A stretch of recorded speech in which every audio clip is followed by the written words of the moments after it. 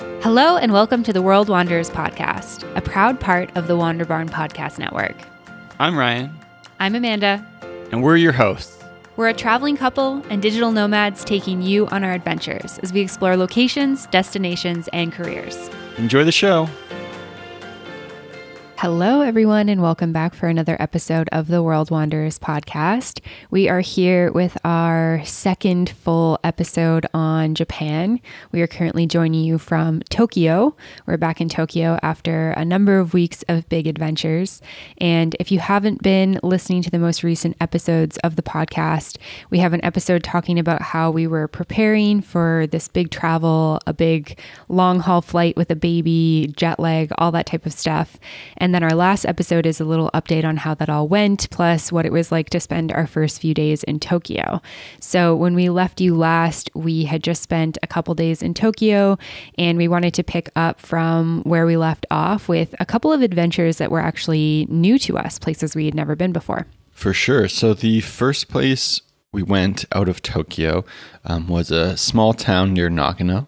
And then from there, we went to Kanazawa, a town on the other side of the island of Japan. Yeah, so we'll start with the town that we went to outside of Nagano, which is called Yudanaka. Excuse us if that's pronounced incorrectly. The Japanese over here is not so great, although we have been practicing a little bit. But this city / town, I think it's more of a town because it's pretty small, is also commonly known as Shibu Onsen. So if you've been doing research of this area, you might have heard of that. So Yudanaka or Shibu Onsen. And the reason that we went there is that it's really famous for its hot springs. And it's also really famous for the snow monkeys. There's actually a snow monkey park there, which was one of the reasons that we decided to go there. Maybe we can talk about how we ended up deciding on this place to go before we kind of dive into a little bit more about it and what it was like there. For sure. So one of the things when we were talking in our last episode was kind of doing our original planning in the fall, coming back to it at the start of this year and realizing that just with everyone starting to book trips, things had become a lot more expensive. So we were, I think, originally looking more towards Hakone, and then realized the prices there were just wild, like crazy high, hundreds and hundreds of dollars to stay in like mediocre hotel rooms. And so we were thinking we'd go to Kanazawa, started looking like what's kind of on the way would make sense to go with the route. And then, near Nagano, came across Shibu Onsen and found like a nice little ryokan, which is like a Japanese family inn.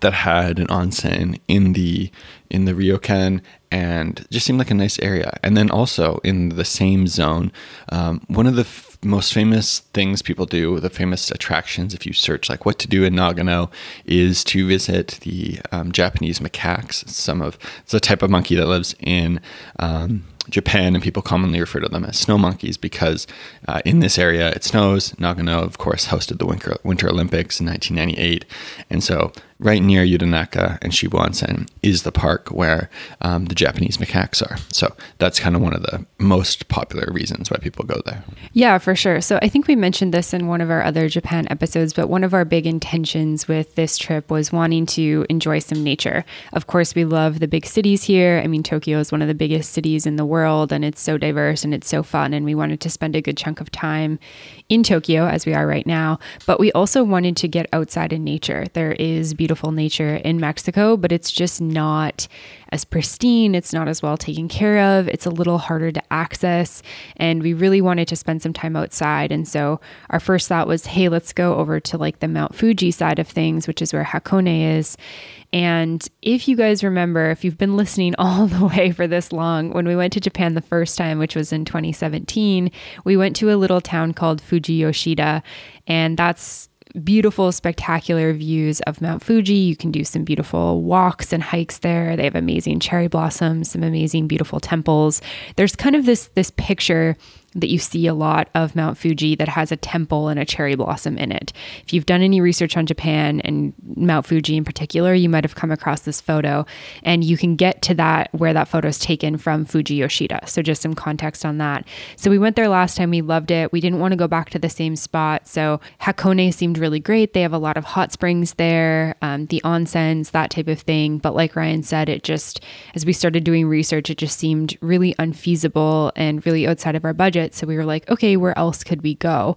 We knew we were going to Osaka after that. And we had this week off work. Both of us were not working. And so we wanted to do some stuff that was maybe a little bit off the beaten path, maybe a little bit just more out in nature, and just really take advantage of that time not working to just enjoy. And so when we realized that, the eastern side of things by Mount Fuji was just not feeling like it was going to work, we started looking at other places we could go. And I first came across Kanazawa as a really great option for kids, super kid friendly, lots of parks and stuff, which we'll talk about in a little bit. And then we were kind of looking, okay, where could we go around there? And there's lots of places. There's a lot of different options in terms of things you can do that are more out in nature in that area. And as we were looking, Ryan came across Shibu Onsen, and we realized, oh, there's snow monkeys there. That would be really cool and really fun with the baby. And so, yeah, we decided to go there. And luckily we were able to find this pretty reasonably priced, family owned ryokan or ryokan, not sure how the pronunciation is there, and decided to go for it and book it. And so the way in which we got there was we took a bullet train from Tokyo to Nagano, which was really great. That was our first Shinkansen experience. Since we'd been in Tokyo the first few days, just riding like the local metro, local subway, that type of thing. So got on the bullet train, which was great. We're able to get to Nagano pretty quick. And then at Nagano Station, we transferred to kind of this like smaller, more old school train. It was really well maintained, but it looked like it was out of like the 70s or 80s, hey? Yeah, it had like a very 70s like bubble vibe to it. Bubble? Just like, when you picture like things people thought were cool in the 70s. I can imagine people thinking that was cool in the 70s. Yeah, for sure. It's like a retro vibe. It's definitely kind of old school, and with the colors and even the fabric on the chairs was just like so old school. But I feel like it gave it a lot of character, especially going to this kind of like cute little town in the mountains.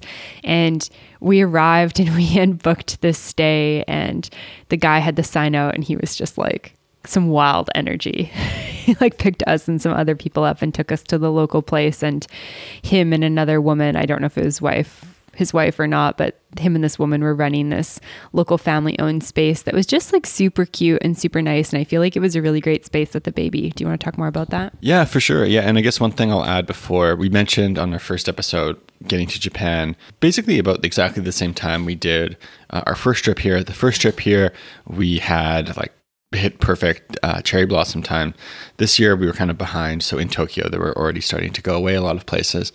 What was nice about going to Shibu Onsen at the time we did was that would be a place that would get cherry blossoms later because of the altitude and elevation. And so you go to Nagano and then further up the hills to there, and the cherry blossoms were like, I don't think they were in full bloom. It seems like there's like technical definition of what that means. But for like a amateur cherry blossom viewer, it seemed like they were just in bloom everywhere, which was cool. Yeah, for sure. I think because we'd had such amazing timing the first time we came here, and then we booked this trip at the same time, my expectations had kind of just been like, oh, we'll get the cherry blossoms again. And then as we were arriving, our friend Becky, Tokyo Becky, who you guys have heard on the show before, she's like, I just want to let you know that like the cherry blossoms bloomed early in Tokyo, so you might not be able to find that many. And then when we first got to Tokyo, we were staying right by the Sky Tree, and there just happened to be a number of cherry blossom trees still in bloom there. And I was like, okay, no, we didn't miss them. But then as we explored Tokyo more and more, it was like, you could just see the hints of like a patch here, like a late blooming tree here, that type of thing. And so we got to Yudanaka, Shibu Onsen area. And yeah, I don't know if it was full bloom or not, but it seemed pretty well in full bloom. Like I think we got pretty prime time with the cherry blossoms there because they were beautiful and they were everywhere there. It was a little bit colder and obviously more high elevation since we were in the mountains. Yeah, but the place we stayed, so this is one of the things I think we'd recommend, a lot of people you'll hear recommend, is like when you go to Japan, try to stay in a ryokan or ryokan. We should nail down what the pronunciation of that is.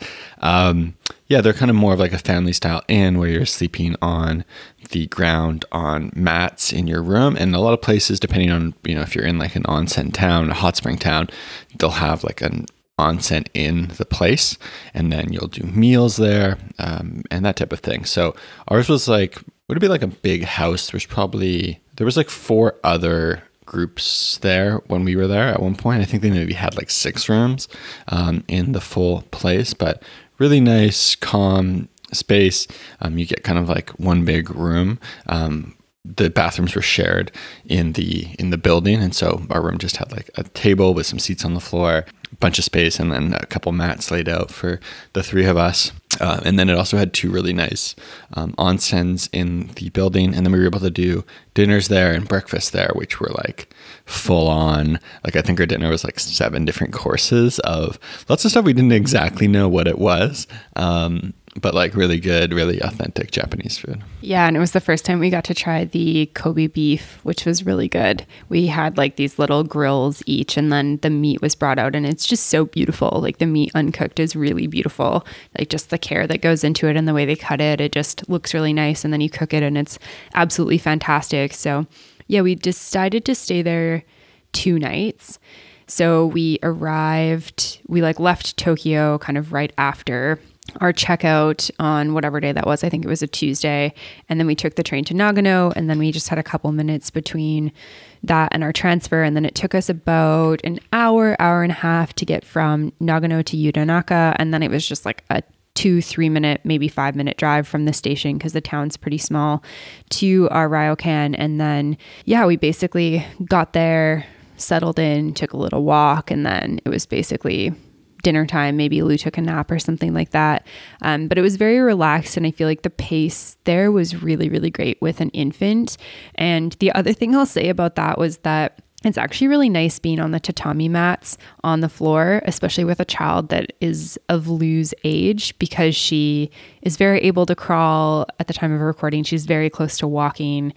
She is able to like get up and kind of yell from the bed, but she's definitely like she's a little bit dangerous if she's just on a bed by herself. So it was so nice to just like have her on the mats right beside us. And in the middle of the night, she was able to just like kind of crawl onto my mat and give me the sign that she wanted milk. And I was able to nurse her, and we just slept like that. So I really loved that. And then the other thing that was really great for me, and I don't know, maybe people here know this, maybe you don't, but traditionally with the onsens or the hot springs, they're a public bath that's sorted based on gender. So there's one for men and there's one for women, and you normally don't mix that. So that's a little bit tricky when you have a small infant. It's like super hot water, so she can't necessarily just submerge the way that we can. And the other thing is that I have some small tattoos, which in most public baths in Japan is not allowed. That just dates back for many, many years. And we actually did stay at a hotel in Kanazawa with a public onsen in the hotel, and they asked that anyone with tattoos didn't go in. So one thing that I really loved about this space was that we were able to go into the onsen as a family. So we were able to have like the space just for our family.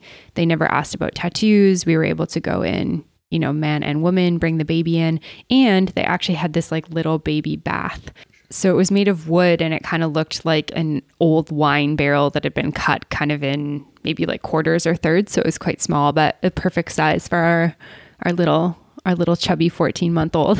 Yeah, that's a really good point. And it seems like something you'd never really expect. And then obviously once you kind of learn the rule, you take it for granted. But yeah, if you want to go to an onsen, and you have tattoos, or you have a baby, or you want to go with your partner, you've got to find a place where you have a private one. And so some of the nicer places have you can get a room that has its own onsen in it. The one we were at had 2 for the hotel. There's only 6 rooms. And so you could just kind of have it to yourself privately. And then bigger hotels, they have a men's one and a women's one.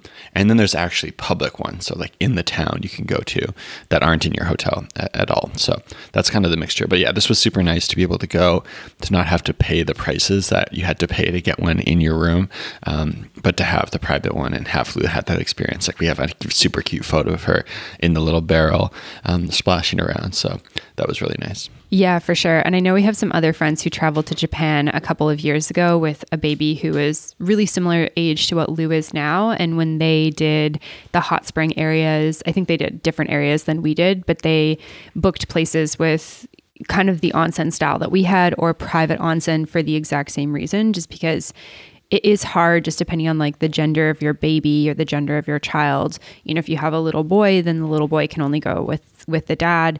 Little girl can only go with the mom. And so it just makes it a little bit challenging to kind of one parent with a small child in like a public bath. And I think also too, the public baths are very quiet. People go in there to relax. And obviously when you have a toddler, that's not really their vibe in general. So I would say if you are traveling with a kid, or you are somebody with tattoos, or you're just a couple who would like to be able to have that experience together, or, you know, a man and a woman couple, then it would be best to get something private or find something that's smaller like we had, where you can use it as a family. And I'm so happy that we had the opportunity to do that.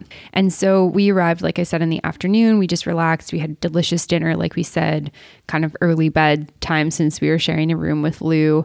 And then we got up the next day and we got a ride from the owners of the space we were staying to the mountain where the snow monkeys are. So you can take a bus and stuff in town if you don't have a car or access to somebody to drive you. It's not very far. I think we only drove for maybe 10 minutes maximum. And he kind of dropped us off at the base of the hill. And then you walk for about 25 minutes to get up to where the snow monkeys are. And at the bottom, there's this like TV screen, and on it just says like no monkeys. And we're like, oh, okay, no monkeys. It was pretty early. We got there like pretty close to when it opened. I think it opened at like 8:30 and we got there at maybe like 8:35, 8:40. So the monkeys weren't there yet. And then we walked to the top. It maybe was 9 by the time we got up there. It's a beautiful walk, not super hard. It was really nice to just be out in the fresh air, you know, cool mountain vibes. Definitely reminded us of being back home in Canada, in kind of those like fall, spring hikes and stuff like that. So we really enjoyed that. And we got there and we were sitting inside kind of waiting for the monkeys. And then somebody goes, monkeys are coming, hurry, hurry, go outside, monkeys are coming. I feel like this was one of the coolest experiences we've had in so long, maybe ever. Definitely like bucket list worthy. I don't even know this was on my bucket list, but do you want to talk about just like going out and seeing all the monkeys come down from the mountain? Yeah. So I think it's valuable to put some kind of like context around it. So you're in a big national park, and this is like a small park within it. It's not a zoo.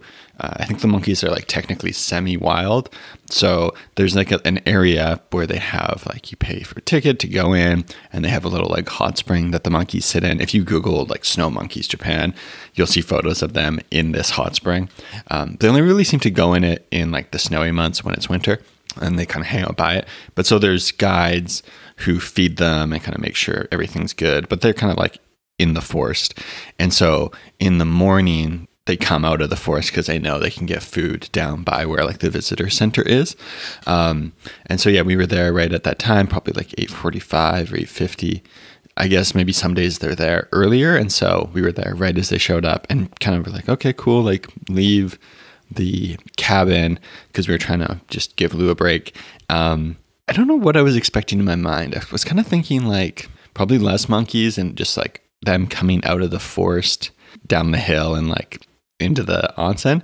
But so we come outside and we're like, okay, where are these monkeys? And then you see like across the gully kind of barreling down the hill towards the river. And then also just kind of like right behind us, just this massive flow of monkeys, just some of them ripping by, some of them coming a bit slower, some of them coming like right beside you. Some had babies on their backs. Some like stopped near where the people were, and some kind of kept rushing towards where the hot spring was. But probably like 200 monkeys, 150 monkeys, lots of baby ones. Apparently it's mostly moms and babies, and the men kind of stick to themselves, or only a few men hang around in the actual like group.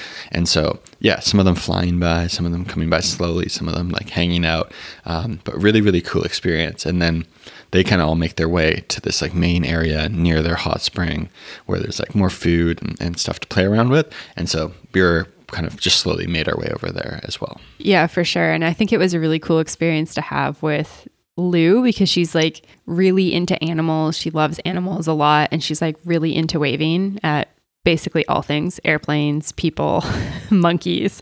And so we were just like holding her, and as the monkeys were flying by, she's just pointing at them and waving at them. She seemed like so excited by them, and you don't touch them, you don't interact with them. There's nowhere to like buy food to feed them. It's only the people who work there that are putting food out for them. They seem very relaxed and tame around people, although there's like, I wouldn't say like strict rules, but they do have signs and stuff that say like no bags, no food in the area. I'm sure that if you like took out like a paper bag with a sandwich in it, you'd probably attract some monkey attention and the monkeys would possibly steal your food. I think it's probably something that I just wouldn't risk personally. But the monkeys seemed like pretty used to having a bunch of humans kind of in their space, pretty content around humans, but not really like that interested in interacting, which I feel like is kind of the perfect mix. Like we've been to Ubud in Bali and we've been to like the monkey sanctuary there, and those monkeys are like kind of aggressive. I feel like they're like ready to steal your jewelry, your cell phone, your water bottle, whatever it is. I feel like these monkeys were like a bit more tame, maybe well behaved, you could say. But we spent a while there just like watching the monkeys, engaging with the monkeys. It was pretty busy and getting busier like as we left. So I'm glad that we did go when we did, like getting there kind of first thing in the morning. I mean, one, because we got to see them come down the mountain, which was super cool, but then also just kind of beating the crowds a little bit, I would say. Yeah, I think we had like perfect timing. I feel like we got super lucky. But yeah, you can tell that like because they've got like there's people around. So some people got close to a monkey at one point trying to take photos, and then like someone like blew a whistle and was like, "Get away from the monkeys." But because of that, I think the monkeys know that like if you go to Bali, if you go to other places where the monkeys consistently get food from people, they view every person as like a potential source of food and kind of are more like in your face, whereas these ones weren't. Yeah, for sure. And so we spent a little bit of time with the monkeys, took some photos, some videos. We have lots of stuff that we'll share on social media from this experience. And then we made our way hiking back down the mountain, and we didn't have a ride going back. So we had to hike a little bit further and then catch a bus. The bus dropped us off pretty close to where we were staying. And at that point, Lou was pretty due for a nap. So we had just a pretty relaxed kind of afternoon. Got some lunch from 7-Eleven, which maybe we can talk about 7-Eleven lunches, because I know on my personal Instagram I've gotten lots of comments about eating at 7-Eleven. Maybe let's talk about that before we talk about Shibu Onsen. Yeah, so one of the things I think you find that's really fun in Japan is like there's amazing, super high quality food, but just like all through the spectrum, because I don't know, there's probably lots of reasons for it, but like you go to a convenience store and you can also find like really tasty, really good food, set plates, pastas. We're big fans of onigiri, which are like kind of like a sushi triangle. And yeah, but then beyond that, there's all sorts of other cool products, like seaweed flavored chips, sesame crackers, delicious chocolates, chocolate covered almonds, matcha chocolate, single serve ice creams, fun coffee machines. It's kind of like all an adventure. Like I was thinking a while ago, if you told me like, hey, you know, you get like a paid trip to Japan, but you're only allowed to eat at convenience stores, I'd be like, okay, sure. Like I'd do that. I'd have a good time. Yeah, for sure. And I've been posting about things we've been eating at 7-Eleven, and a friend of mine who's a foodie and a food blogger sent me this reel that he found that's like, you spend X amount on flights and you spend X amount on train tickets, and it's like X amount on accommodation, and all of that's relatively expensive, right, with Japan. And then it's like, and then all you do is eat at 7-Eleven. I was like, yeah, that sounds about right. And we certainly have been eating many places outside of 7-Eleven, but it's so convenient to go just get a couple of onigiris. It's always very fresh. It's always very tasty. It's quick. It's affordable.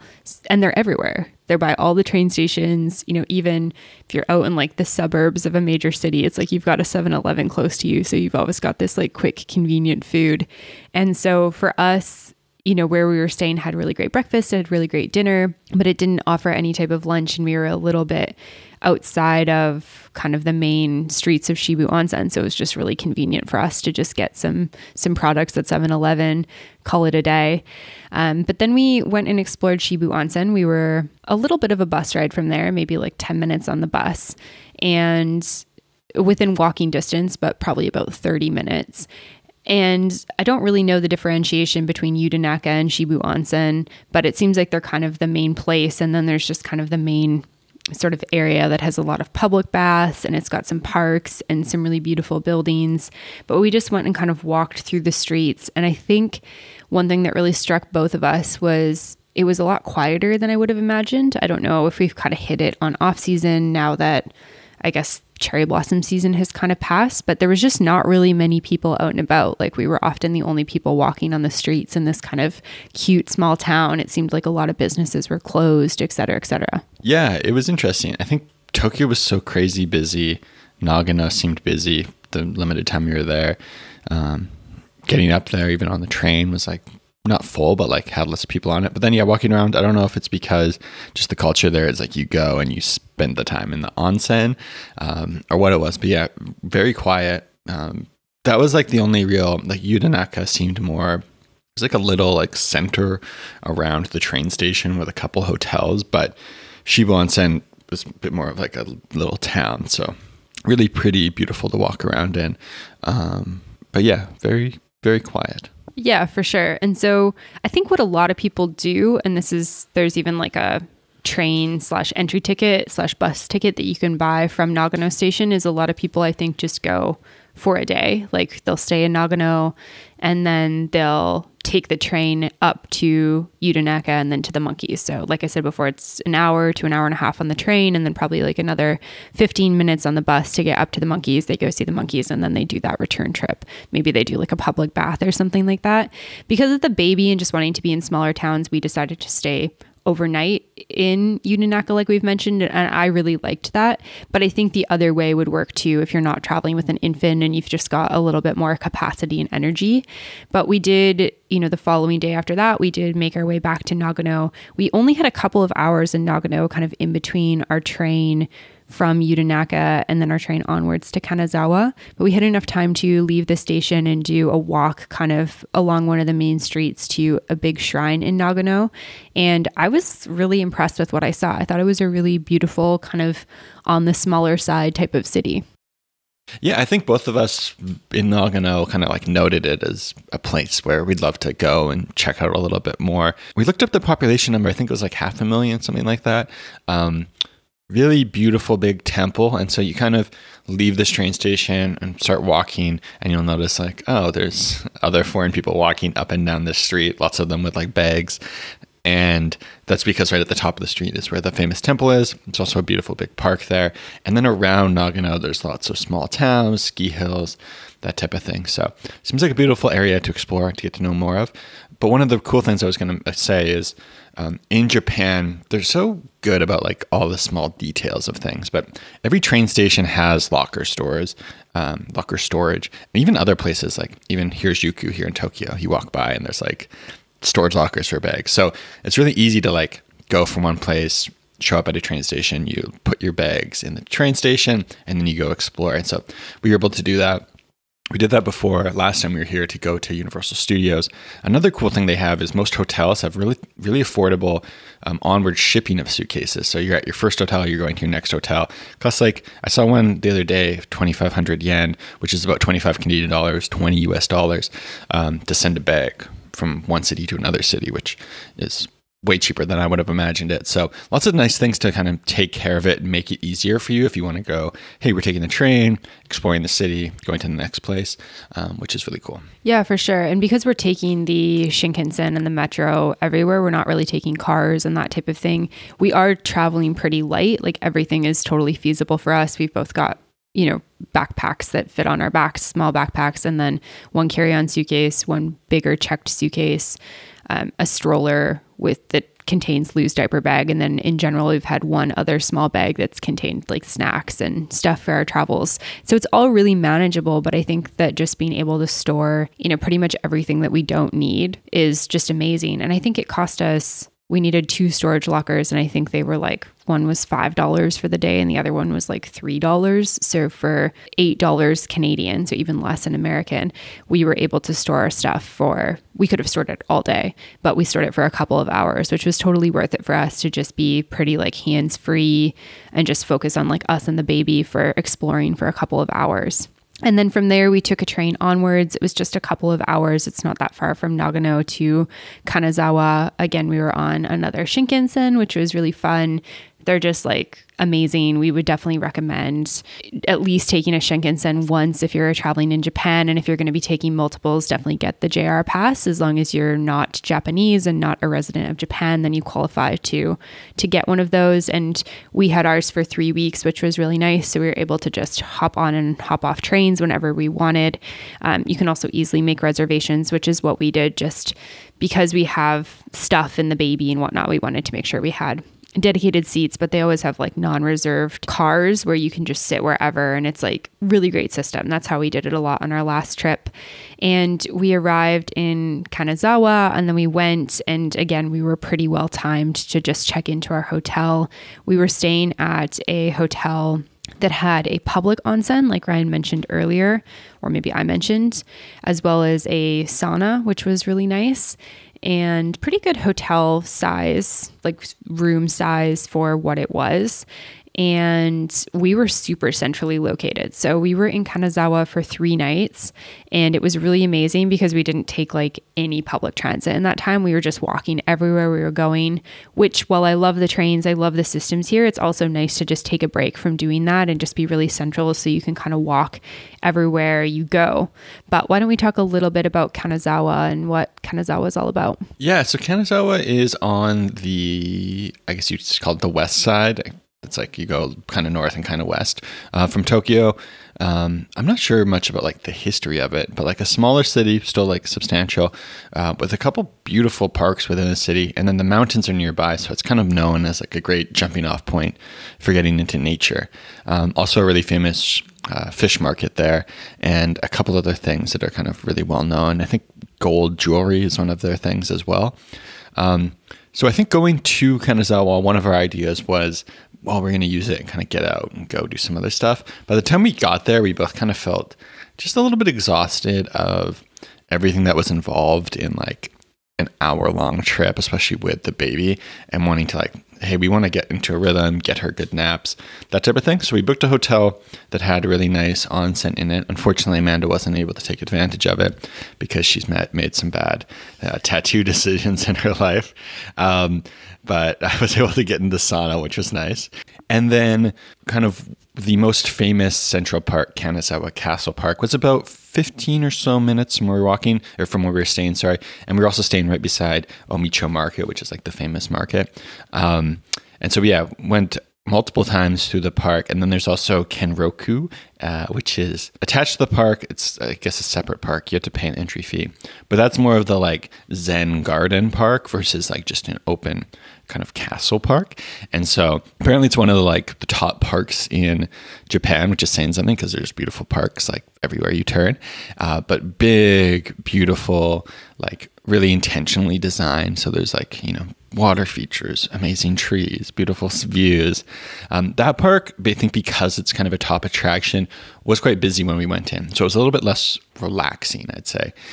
The other park where the castle is, one, beautiful, and there's a couple spaces that were just like beautiful green open fields where you're kind of able to like sit and play, and there are hardly any people around. So yeah, we went back there a couple times and really enjoyed that. Yeah, for sure. I actually have a number of photos of just kind of nature and just pictures of the city that there's like basically no people in, including ourselves. And as I was posting stuff on Instagram, I had a number of people say, is there like anybody there? Is this place just dead? And it definitely wasn't dead. We definitely saw people in spaces like Ryan just mentioned, but overall, I felt like this was a really relaxed city. And because we were so central, like I said, we didn't have to, you know, take trains. We didn't have to take buses. We were able to just walk. So, you know, in the morning we could go walk through Omicho Market. They had really great, you know, fresh fish that we could get for breakfast and stuff like that. We were able to walk in Kanazawa Castle Park, which as you're walking, you actually like walk through like the castle and stuff, which is pretty neat. And there's a big amount of history there. And then we were able to go to the Zen garden and stuff. And it's the third most important Zen garden in Japan. So there's a lot of history there. There's a lot of things that you can learn about like the placement of the space and how intentional it is and stuff like that, which is pretty interesting. And then a few other things that we did, we went to the Higashichaya district, which has some like old houses and whatnot that you can look at by the river, which is really cool. And then we went down and checked out the area where the samurai were, and we actually toured a old samurai house, which was pretty interesting. They had a Zen garden in the backyard with koi fish, which Lou loved. And yeah, it's pretty interesting to go do that. Yeah, really cool. They had, so it was like the house that I guess a samurai lived in. I can't remember the time range on it. Beautiful home. Again, beautiful Zen garden within the home. And it's one thing that strikes you being here is just like the attention that's put on like creating like really like balanced but nice living spaces. Like it's like this person obviously at the time has like this area to live in, and half the area is dedicated to like this beautiful Zen garden. But one of the rooms in the house had like the old samurai swords and knives. I think there was some samurai armor in there. Did we see that? Yeah, I think so. That was there. And then Lou was kind of crawling around as well, which was fun. And the whole area, that neighborhood, is really cool. And kind of walking down there and up there, got to see a different side of Kanazawa. I feel like everything we're doing this trip, we're only kind of scraping the surface because, one, that's true of like any travels in Japan or in general, but two, because we only have a few hours a day of like actual exploring time. Like Kanazawa is not like when you're in central Kanazawa, you're not on the coast, but Kanazawa is basically on the coast. So you can take a train out to the ocean. There's parks out by the ocean. There's so much stuff to do that we didn't get a chance to do. But again, that would be a city I'd love to go back to and check out more of. Yeah, for sure. And you kind of mentioned this before, but I think when we originally booked this time, we had these big plans of like, okay, we'll spend maybe like one day, we'll power explore the whole city, and then we'll spend the other days like getting out into nature. We had a couple places marked that are like, you know, an hour, 2 hours away. And I think one thing we're really learning through our travels in general with an infant, but I think this trip in particular, is just the power of slowing down. I think it's really exhausting for us to just like go, go, go, go, go. And it's really hard for her.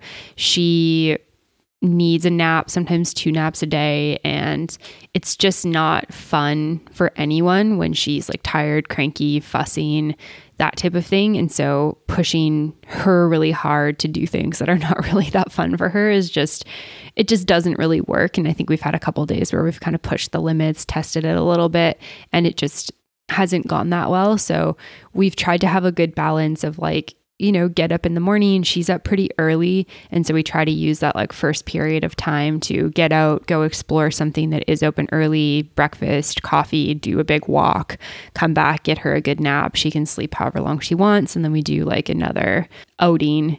But it's definitely different from how we used to travel, where it's like you just get up, you go all day, you come back kind of after dinner, drinks in the evening, you know, crash hard, sleep, go do it all over again. And I mean, quite honestly, I think that might be a little exhausting for us at this point in life too, but it's definitely just not feasible with a small child. So I think that going into the second half of our trip, we really kind of tapered expectations and just we're trying to do like whatever we could do and going into a place or an experience with less expectations and more just like, okay, let's just enjoy what we can of this. And if we need to go back home or, you know, she gets tired, then that's fine. You know, we can always explore more. And so I think there's been like some good kind of big learnings that have happened on this trip. But I think the biggest one has just been like, we just can't do as much as we used to be able to.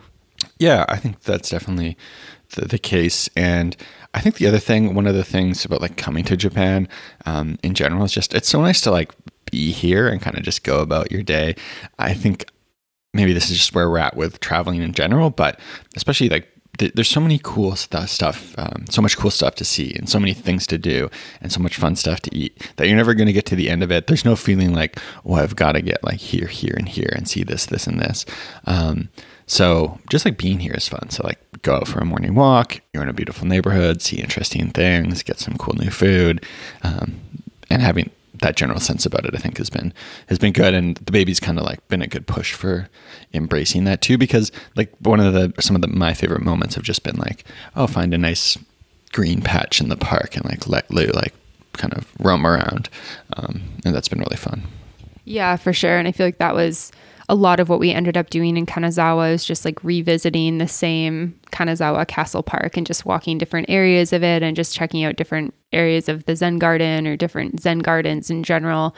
And, you know, she's desperately trying to walk right now. And so she really wants us to toddle around with her. And that's when she's happiest. And that's, it's slow, it's tedious, it's not the most efficient way, but it's something that she wants to do. So we've really been trying to incorporate, her needs and wants into the way that we do the day, which really like slows things down. But it's been nice to just be like, okay, we've been like walking for a while. Let's just like get her out of the stroller, get her out of the carrier, just like let her play right now.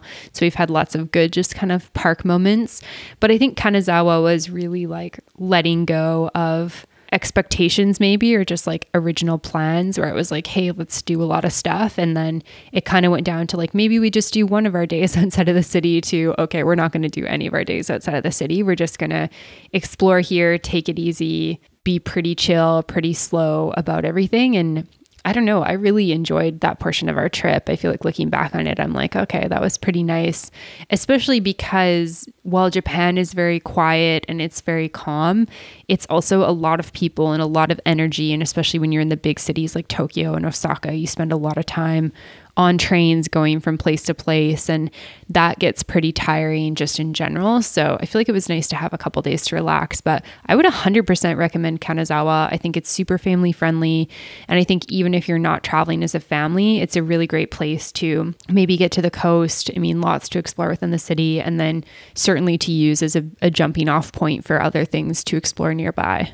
100%. Yeah. Unlike if you're in Japan for 2 weeks, I don't know if it would hit that list, but strikes me a great city to explore if you've explored like the main couple things like Kyoto, Tokyo already. And then again, kind of like have my mind on like what would be a cool city to like spend a few months if you're a nomad and you're trying to like maybe get out of like Tokyo and get out of the main cities. Like that strikes me as a place that could be cool. Nagano strikes me as a place that could be cool to like have access to hiking and all those things. So yeah, cool city, definitely worth exploring. Definitely enjoyed our time there. Yeah, for sure. And I think I've recently had conversations with two people who are planning trips first time to Japan, and they've kind of asked where I should go, and Kanazawa hasn't really come up for me. I do feel like it's a great like second, third trip type of place. But yeah, I think I would agree with you. I think the route we did the first time we went, that was Tokyo to Mount Fuji to Kyoto, couple day trip to Osaka, Universal Studios, that type of thing, then onwards to Hiroshima, and then back to Tokyo was like a really great kind of like the starters pack almost. I feel like hits kind of the top main things. But on this trip, like we've mentioned, we wanted to do some different stuff, and I feel like Kanazawa was a great like, okay, we're exploring some different stuff this time.